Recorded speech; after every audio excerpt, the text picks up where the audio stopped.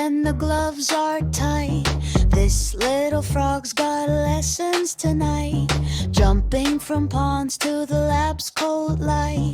Ribbit goes silent, but science takes flight. Dissecting frogs, oh what a leap. A gateway to the secrets we keep peering inside, where the mysteries creep. Dissecting frogs, anatomy's deep.